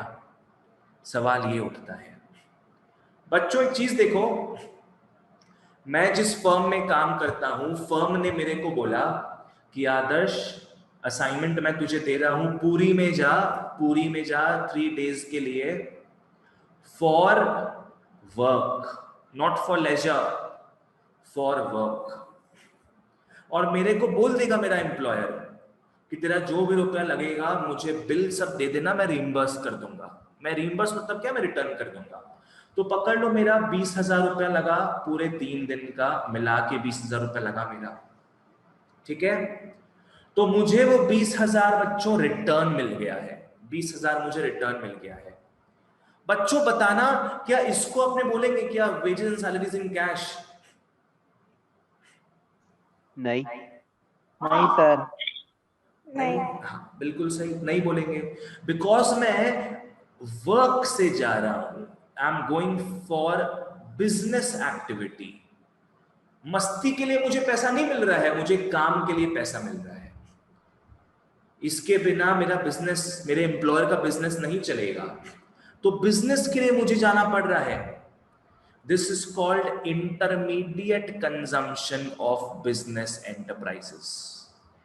इंटरमीडिएट कंजम्पशन है ये जो भी मेरा एम्प्लॉयर है ना, उसका ये इंटरमीडिएट कंजम्पशन है। समझ में आया? ये मुझे मेरे मस्ती के लिए, मेरे यूज के लिए पैसा नहीं मिल रहा। पर पकड़ लो बच्चों मैंने बहुत बढ़िया काम किया, मेरे को मेरे एम्प्लॉयर ने बोला चल तू बहुत मुझे प्रॉफिट दिलाया है, तू मस्ती के लिए, प्लेजर के लिए तू पूरी चला जा, और ये पकड़, ये 20,000 रुपया पकड़, आराम से उड़ाइयो, कोई चिंता नहीं है। बताओ बच्चों, इसको हम लोग बोलेंगे क्या, इन कैश? हाँ हाँ भैया। हाँ, मस्ती के लिए पैसा मिलता तो भैया मजा ही आ जाता बिल्कुल सही हर्ष, कौन सा कंपनी में होता है, नाम बताइए हमको अक्षत, पहले तुम लोग यार 12वीं फेल मत कहलाना कोई, पहले 12वीं पास हो जाओ सब, उसके बाद बताएंगे हम। आ जाओ, ठीक है ना। तो ये क्या है, it is not for business purpose, ये मेरा खुद का पैसा हो गया, अब ये मेरे को एज अ बोनस मिल गया है, समझ लो एज अ रिवॉर्ड मिल गया है, ठीक है ना। चलो आ जाओ। तो any reimbursement of business expenses for official purpose, office के पर्पस से मैं काम से जा रहा हूं, ठीक है, will be excluded from COE, because this is not a part of in cash वाला चीज, बिकॉज ये पहला बात है फाइनल गुड सर्विस नहीं है, ये इंटरमीडिएट कंजम्पशन है बिजनेस का। बिजनेस ये खर्चा कर रहा है ताकि वो ज्यादा प्रोड्यूस कर पाए सामान में भी, व्हाटएवर, ये उसका इंटरमीडिएट कंजम्पशन है। एग्जाम्पल क्या हो गया, ट्रैवल अलाउंस, मुझे 20,000 रुपया दे रहा था वो पुरी में जाने के लिए फॉर वर्क, इसको क्या बोलते हैं अपने, ट्रैवल अलाउंस, ठीक है। चलो आ जाओ, आगे बढ़ते हैं बच्चों। Next, wages and salaries in kind, non-monetary, includes all non-monetary benefits, personal use के लिए जो होता है इसका इंप्यूटेड वैल्यू जोड़ा जाता है इन नेशनल इनकम। भाई कांजू कैसे करके दिया भैया, 200 रुपया किलो, अच्छा ठीक है, NI में 200 रुपया जोड़ दिया जाएगा। भैया हम स्टारबक्स में जाके खर्चा किया वाइल ऑन वर्क, वो लेजर है कि रीइंबर्स हो जाएगा? देखो बाबू, हम तो कहीं जॉब वॉब किए नहीं है, पर जो मेरे सीए वाले दोस्त बोलते थे 5-6 साल पहले, उन लोग खूब लूटे अपने बॉस को। उन लोग को ऑडिट करने 1 हफ्ता 2 हफ्ता के लिए क्या है आउट स्टेशन भेजा जाता था। पकड़ लो, यहां से किसी को गुवाहाटी भेज दिया, किसी को ओडिशा भेज दिया, किसी को दिल्ली भेज दिया। तो सीधा सा बात यही था कि तुम लोग का जो भी खर्चा है, जो भी खर्चा कर रहे हो तुम लोग इस ऑडिट के ट्रिप में, बिजनेस वर्क में, बिल मेरे को दे देना, तुम्हारा पूरा रिइंबर्स हो जाएगा। फिर चाहे वो स्टारबक्स हो, चाहे वो 10 रुपए का चाय क्यों ना हो। समझ में आया ना? आ जाओ भाई। अक्षत तो अभी से सोच रहा है हम जॉब कर लेते हैं ऐसे अच्छे से कंपनी में, रोज स्टारबक्स हो गए। ठीक है, तो ये जो भी कांजू बर्फी हमें मिलेगा, ये सब का इंप्यूटेड वैल्यू NI में जोड़ा जाता है। ठीक है ना? एग्जांपल्स बच्चों सब अच्छे से फॉलो करोगे हर चीज का। एक है रेंट फ्री अकोमोडेशन। हे भगवान, आपको भैया घर दे दिया रहने को, free car, oh my goodness, free car for personal use, free car for personal use, free medical and educational facilities.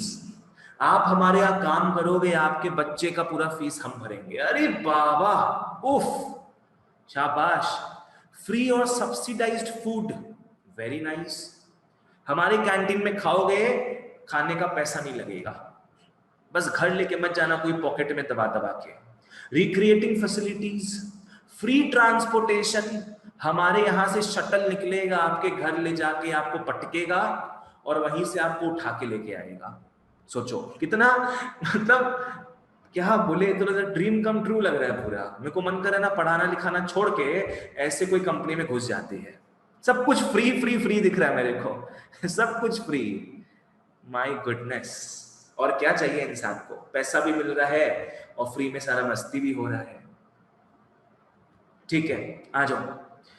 इसका भी एक्सेप्शन क्या है? एक्सेप्शन क्या है? देखो बच्चों, मैंने लिखा है free car for personal use. बच्चों बताना, अगर मुझे कार मिलता है just to be used for business use, क्या वो इन काइंड में आएगा क्या?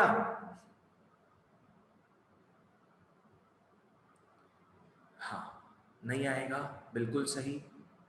मुझे कार मिल रहा है just to be used for some business use, तो भाई मेरा उसमें पूरा हक नहीं है, मैं उसको फ्रीली यूज नहीं कर सकता हूं। मैं वो यूज कर रहा हूं बिजनेस के लिए, बिजनेस के लिए यूज कर रहा हूं, नॉट फॉर पर्सनल यूज। देखो, पर्सनल यूज में अगर आता है तभी इन काइंड में जोड़ोगे, पर ये तो पर्सनल यूज में नहीं आ रहा है, तो ये इन काइंड में नहीं जुड़ेगा। ठीक है, okay.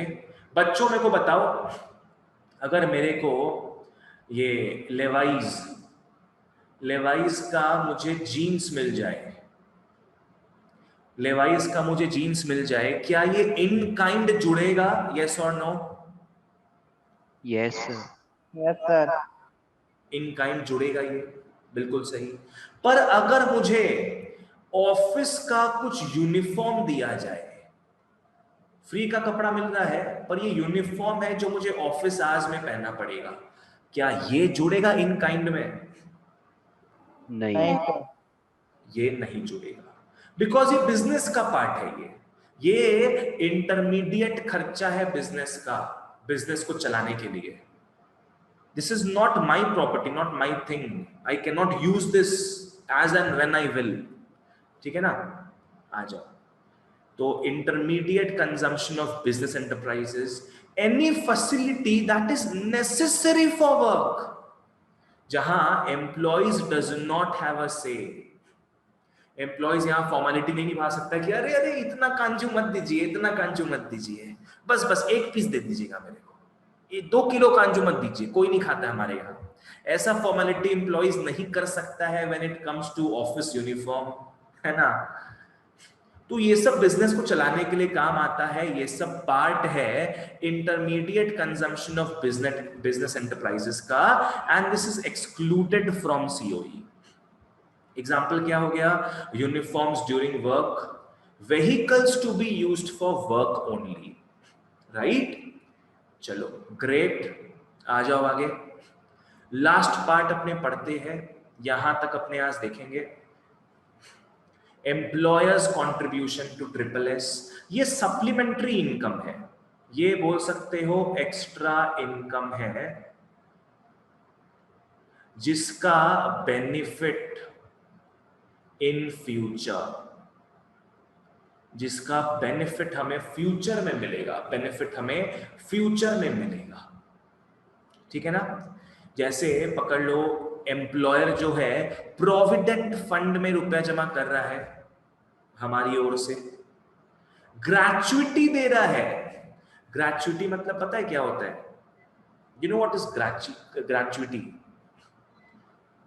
You guys know what is gratitude?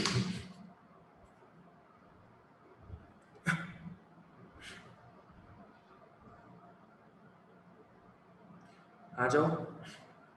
Gratitude क्या होता है बच्चों? थैंक्स। ग्रैटिट्यूड क्या हो गया? लाइक पकड़ लो, कोई आदमी 10 साल से 8-10 साल से कोई एम्प्लॉयर के यहां काम कर रहा है, ठीक है? तो इतना टाइम से काम कर रहा है ना वो, तो as a token of gratitude जब वो अपना जॉब छोड़ता है ना, तो एम्प्लॉयर उसको एक लंप सम पैसा देता है, एक लंप सम पैसा देता है, जिसको ग्रेच्युटी बोलते हैं, as a token of appreciation for all the hard work done during these many years, ठीक है ना? नेक्स्ट इंश्योरेंस हो गया, चाहे लाइफ इंश्योरेंस बोलो चाहे मेडिकल इंश्योरेंस बोलो। नेक्स्ट रिटायरमेंट फंड हो गया, वो पैसा जो आपको रिटायरमेंट 60 साल के जब हो जाओगे तब मिलेगा आपको। ये सब क्या है? आपके सुनहरे भविष्य के लिए है। These are employers extra perks, extra benefits, extra income जो आपको मिलता है later on, ठीक है? रिटायरमेंट बेनिफिट्स, ग्रेच्युटी सैलरी से थोड़ी कटता होगा, कट होता है लाइक पेंशन। हाँ, ग्रेच्युटी नहीं कट होता है सैलरी से। ग्रेच्युटी मैंने बोला ना, it's a token of appreciation. अब तुमको हर महीना मार मार के तुम्हारे ही सैलरी से रुपया निकाल के एंड में तुमको देंगे, तो ये तो मतलब क्या हो गया कि चोट भी हम देंगे तुमको और मलहम भी हम लगाएंगे। ऐसा तो नहीं होगा इसमें। It's just a token of appreciation. आपने हमारे यहाँ इतने साल काम किया, ये लीजिए थोड़ा एक्स्ट्रा पैसा रखिए आप, ठीक है ना? आ जाओ। Retirement benefits are included in employers contribution to triple S. क्यों? Because these are like deferred wages for factor services rendered prior to their retirement, ठीक है? ये इंक्लूडेड क्यों होता है? बिकॉज इसको हम लोग मान के चलते ये तो मिलेगा जब 60 साल के हो जाओगे उसके बाद ही मिलेगा ये, पर क्योंकि आप 25 साल के हो गए, 24 साल के हो गए, आप आज इतना मेहनत कर रहे हो, तो इसी का फल आपको 60 साल बाद मिलेगा, ठीक है? आ जाओ। ओल्ड एज पेंशन, बच्चों पेंशन कभी नहीं जुड़ता है। Pension is a transfer income. Pension क्या है? बैठे बैठे मिल जाता है बाद में। It is treated as a transfer income, ठीक है ना? ये नहीं जुड़ता है। और दूसरा चीज क्या हो गया? मैं तब से फोकस कर रहा हूं एम्प्लॉयर्स एम्प्लॉयर्स एम्प्लॉयर्स। एम्प्लॉई अगर दे, एम्प्लॉई अगर कंट्रीब्यूट करता है, ये नहीं जुड़ेगा, ये नहीं जुड़ेगा, ये सीओई में नहीं जुड़ेगा। क्यों नहीं जुड़ेगा? बिकॉज बच्चों बताओ तो एम्प्लॉई के पास पैसा कहां से आएगा? इन दोनों में से एम्प्लॉई के पास पैसा कहां से आएगा बताओ? बॉस से आता है, बिल्कुल सही, पर पैसा कहां पे मिल रहा है उसको? कौन से पॉइंट में मिल रहा है? इन कैश मिल रहा है ना? तो एम्प्लॉई को पैसा ऑलरेडी मिल गया है, तो वो तो सीओई का पार्ट हो ही गया है ना। अब अगर वो खुद से, एम्प्लॉई खुद से जो उसको वेज मिल चुका है उसमें से खुद से अगर भरना चाहे ट्रिपल एस में पैसा तो भरे, कोई चिंता नहीं है, पर वो सीओई में वापस से ऐड नहीं होगा, वो सीओई में वापस से ऐड नहीं होगा, बिकॉज एम्प्लॉई जो कंट्रीब्यूशन करता है this is paid out of their wages and salaries only, जो कि ऑलरेडी सीओई में एडेड है, मेरा ही पैसा मुझे वापस कर देता है। हाँ, ठीक है ना? चलो आ जाओ, बहुत बढ़िया बहुत बढ़िया। एक एग्जांपल मैं इसका दे देता हूं, फिर चैप्टर मैंने पार्ट खत्म करते हैं आज का। जैसे पकड़ लो मेरे को कैश दिया गया है 10,000, ठीक है, इन काइंड 2,000 का मेरे को कांजू बर्फी मिल गया, और ट्रिपल एस में एम्प्लॉयर ने ट्रिपल एस में 5,000 रुपया जमा कर दिया। बच्चों सीओई कितने का हो जाएगा बोलो तो?